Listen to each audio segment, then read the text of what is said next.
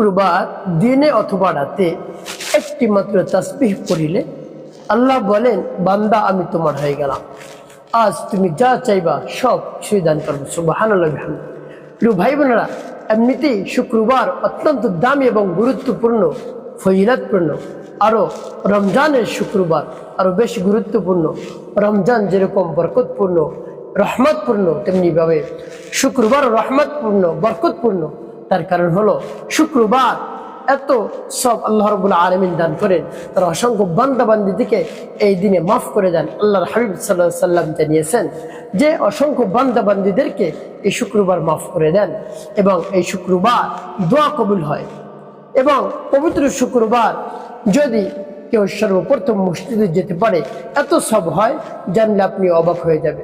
একটি উট সদকা দেওয়ার সব দান করেন রমজানের বাহিরের মাসে যদি আপনি মসজিদে যান সর্বপ্রথম। আর যদি রমজানে হয় তাহলে সেটা কত গুণ হবে?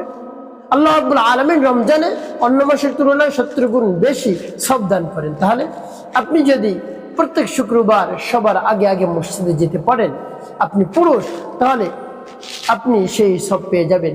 তাহলে 1/70, তাহলে 70টি উট সদকা দেওয়ার সব আল্লাহ রাব্বুল আলামিন আপনার আমলনামায় লিখে দেবেন।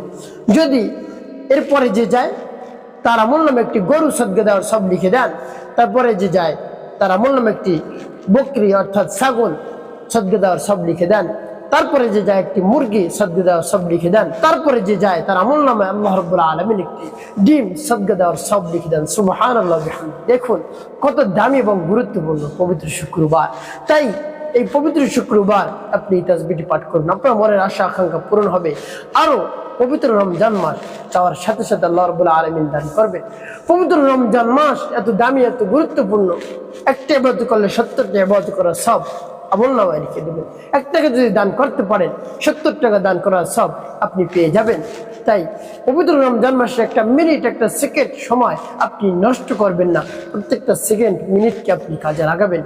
প্রিয় ভাই বোনেরা, রমজান প্রতি মাসে আসে না, বছরে একবার আসে। তাই এই রমজানকে, এই একটা মাসকে আপনি গুরুত্ব দিন, তাহলে আপনি পরহেজগার হতে পারবেন, খোদাভীরু হতে পারবেন। আপনার জীবনের সকল গুনাহ খাতা আল্লাহ রাব্বুল আলামিন মাফ করে দেবেন। প্রিয় ভাই বোনেরা, তাই শুক্রবার দিনে রাতে একটি তাসবিহ পাঠ করুন, আপনার মনের আশা আকাঙ্ক্ষা পূর্ণ হবে। যত ধরনের চাওয়া পাওয়া রয়েছে, আপনি কঠিন রোগে আক্রান্ত হয়ে পড়েছেন, রোগ দূর হচ্ছে না, সকলে একেবারে অস্থির হয়ে পড়ছে, কি করবে? এমত অবস্থা আপনি আল্লাহ রাব্বুল আলামিনের কাছে তাসবিহটি পাঠ করে বলুন। আপনার সংসারে শান্তি নেই, অশান্তি আর অশান্তি, ঝগড়া জাতি, মনোমালিন্য, স্বামী স্ত্রীর মধ্যে মিল নাই, মোহাব্বত নাই, সন্তান কথা শুনে না, এভাবে যদি হয় আপনি তাসবিহটি পাঠ করুন বিশ্বাস নিয়ে, অবশ্যই আপনার সকল চাওয়া পাওয়া আল্লাহ রাব্বুল আলামিন পূরণ করে দেবেন। তো প্রিয় ভাই বোনেরা, মনে যত ব্যথা রয়েছে, বেদনা রয়েছে, সব দূর হয়ে যাবে। আপনি তাসবিহটি পাঠ করে দেখুন না। প্রিয় ভাই বোনেরা, তাসবিহটি কেমন করে আপনি পাঠ করবেন, কি করতে হবে আমি বলে দিচ্ছি। প্রিয় ভাই বোনেরা, তার পূর্বে সকলের কাছে বলবো, যখন আপনি ভিডিওটি দেখবেন আমল করার জন্য, ভিডিওটি না টেনে দেখার চেষ্টা করবেন, তাহলে আপনি সঠিক নিয়মে আমলটি করতে পারবেন।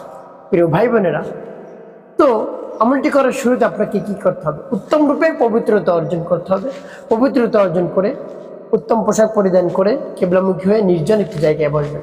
এখন বলতে পারেন, হুজুর যদি আমি হাঁটতেছি, বসে রয়েছি, তারপরে শুয়ে আছি, তাসবিহটি পাঠ করতে পারবো না? হ্যাঁ পারবেন, কোনো সমস্যা নেই। তবে আদব হলো, উত্তম হলো নির্জন একটি জায়গায় বসে বসে আদব সহকারে ইবাদত করা, তারপরে তাসবিহ তাহলিল আদায় করা।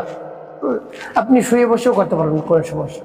তো এভাবে নিজেকে উত্তম রূপে সাজিয়ে, অর্থাৎ পবিত্রতা অর্জন করে, পবিত্র পোশাক পরে নির্জন একটি জায়গায় বসে সর্বপ্রথম কি পাঠ করবেন? আপনার জীবনের সমস্ত গুনার কথা স্মরণ করে ক্ষমা প্রার্থনা করবেন। হ্যাঁ, আপনি আমার জীবনের সমুদায় গুনাহ খাতা গুনাহ মাফ করে দেন। জীবনে যত ধরনের অন্যায় করেছি, অপরাধ করেছি, সকল ধরনের অন্যায় অপরাধ আপনি ক্ষমা করে দিয়ে আমার অন্তরকে পাক এবং পবিত্র বানিয়ে দিন। এভাবে আল্লাহ রাব্বুল আলামিনের কাছে আপনি বলেন। তারপরে আপনি কি করবেন? 3 বার দুরূদ শরীফ পাঠ করবেন, সাল্লাল্লাহু আলাইহি ওয়াসাল্লাম, সাল্লাল্লাহু আলাইহি ওয়াসাল্লাম, সাল্লাল্লাহু আলাইহি ওয়াসাল্লাম, সাল্লাল্লাহু আলাইহি ওয়াসাল্লাম। এবং যখন ইস্তেগফার এবং দুরূদ শরীফ পাঠ করা হয়ে যাবে, সেই তাসবিহটি পাঠ করার পূর্বে একটি জিকির করবেন মাত্র।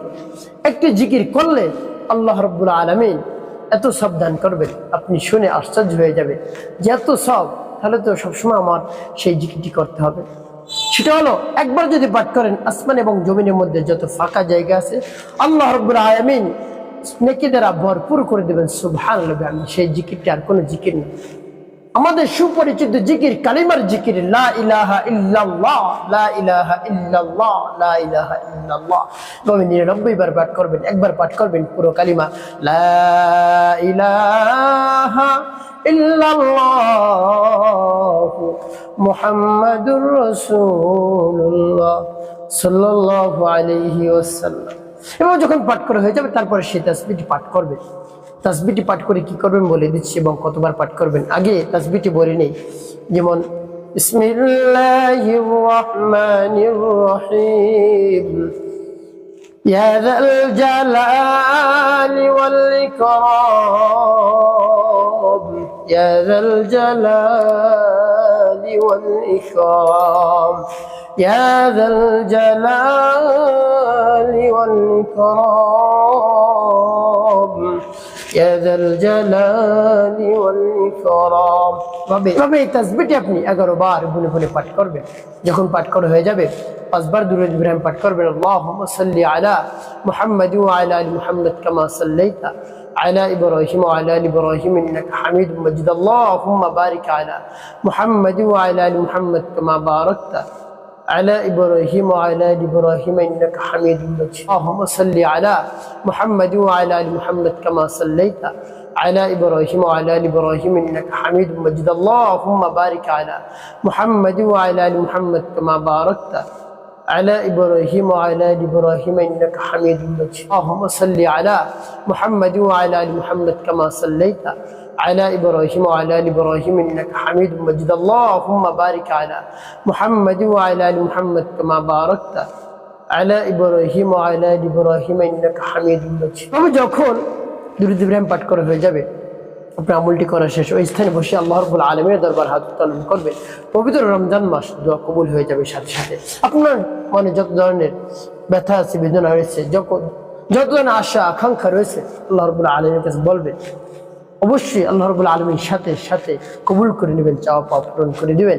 প্রিয় ভাই বোনেরা, আল্লাহ রাব্বুল আলামিনের কাছেই সব কিছু পাবেন, অন্য কারোর কাছে আপনি চাইবেন না, আল্লাহ রাব্বুল আলামিনের কাছে চাইবেন। অবশ্যই আল্লাহ রাব্বুল আলামিন পূরণ করে দেবেন ইনশাআল্লাহ। একটি কথা মনে রাখতে হবে, 5 ওয়াক্ত নামাজ আদায় করতে হবে, মানুষের কল্যাণে খিদমতে কাজ করবেন। অবশ্যই আপনার জীবন হবে সুখময় এবং শান্তিপূর্ণ ইনশাআল্লাহ।